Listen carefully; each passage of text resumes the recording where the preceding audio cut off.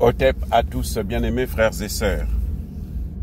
113 condamnés à mort au Burkina Faso pour avoir tenté un coup d'État qui a échoué, certes, mais ils voulaient ôter la vie de notre cher président burkinabé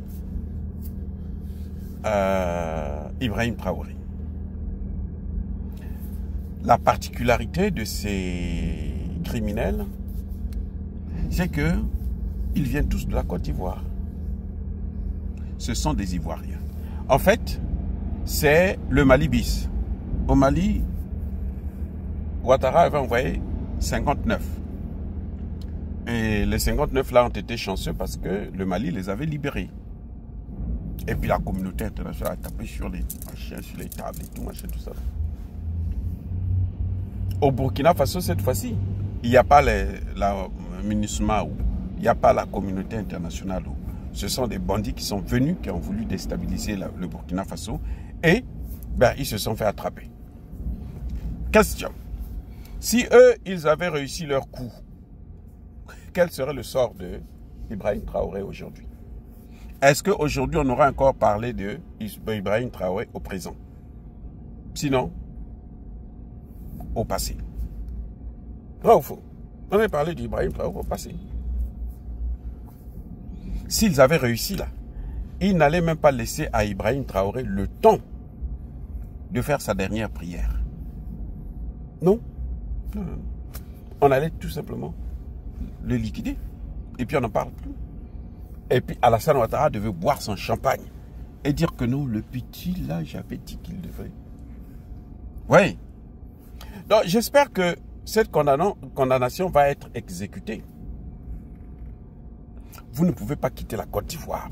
Il faut que ça s'arrête des gens qui quittent leur pays pour venir déstabiliser un autre pays. Comme les Rwandais qui viennent au Congo, ils viennent déstabiliser la RDC. Ils ont tué déjà 18 millions de personnes. Et quand on les arrête, on les libère.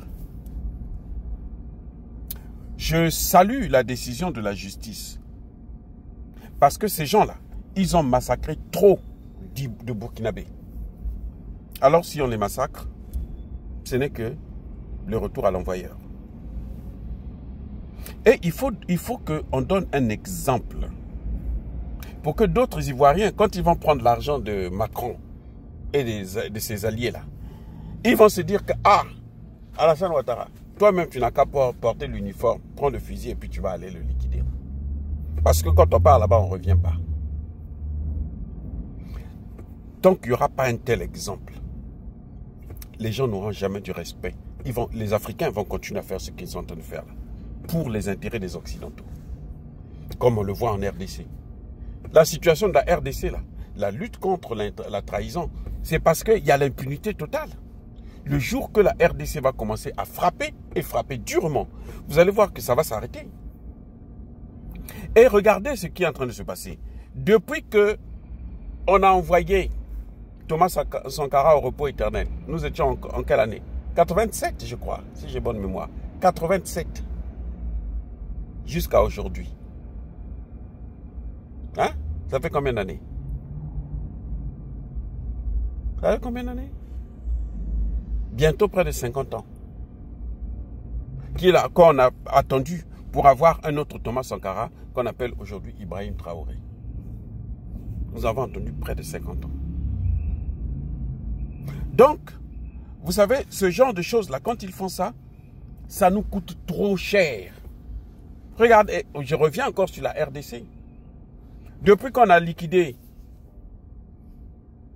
Laurent Désiré Kabila par Joseph Kabila et Kagame, on a attendu combien de temps? 18 ans. Pour avoir un semblant. Parce que Tshisekedi, ce n'est pas le top. Hein. Tshisekedi, ce n'est pas Ibrahim Traoré.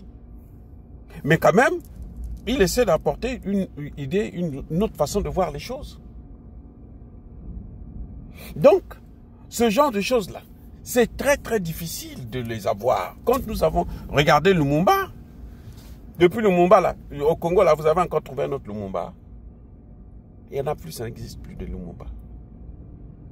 Parce que on ne plante pas des leaders charismatiques. on ne les crée pas. C'est Dieu seul qui sait. Et il ne les envoie pas tous au même moment. Il y en a qui essaient d'émerger avant même de sortir là. Les gens là, quand ils voient que non, lui là, il peut être bon, allez, on les fasse. Donc si nous avons un qui est en train de faire le travail là, il faut le garder. C'est pour ça que j'ai dit, nous n'avons pas besoin de la démocratie. Nous avons besoin de bons dirigeants. La démocratie à l'occidental, ça ne nous apporte rien du tout. Au contraire, ça nous détruit, ça nous affaiblit. Donc, Ibrahim Traoré doit tout faire pour exécuter la décision de justice. C'est la justice, c'est le droit. Si la justice a dit ça, c'est comme ça. En Europe, là, en Occident, ici aux États-Unis, là, quand on dit la justice a dit, c'est fini. Il n'y a plus de débat là-dessus. Vous voyez les amis, c'est fini, il n'y a plus de débat. Alors pourquoi nous on va changer de choses? Pourquoi nous on va faire autrement? Il est temps qu'on puisse commencer à exécuter les décisions qui sont prises par la justice. Au lieu que le politique s'ingère pour dire non, non, non, amnistie, ce sont des machins, ce sont nos frères. Non, il n'y a pas de frères. Parce que eux, quand ils le font là, ils ne pensent pas que vous êtes des frères. On a laissé Kabila et Kagame faire ce qu'ils avaient à faire. Aujourd'hui, on compte 18 millions de Congolais qui ont été neutralisés. 18 millions. Mais le chiffre là, ça ne vous fait pas peur? Un peuple qui ne connaît pas son histoire doit savoir cette histoire va se répéter. Quand nous oublions que ceux qui nous ont colonisés, ceux qui nous ont pris en esclavage, ce sont ceux-là qui continuent à diriger nos pays. Eh bien, vous voyez comment nous en est en train de subir. J'espère ça va être exemplaire pour l'ensemble de l'AES, mais aussi pour l'ensemble du continent africain, pour que les Africains arrêtent d'aller servir les Occidentaux avec le sang des Africains. Que ceux qui seront tentés de le faire, qu'ils sachent que leur sang à eux, c'est celui-là que les Occidentaux vont boire, pas le nôtre. En tout cas, les amis, moi je salue la décision de la justice.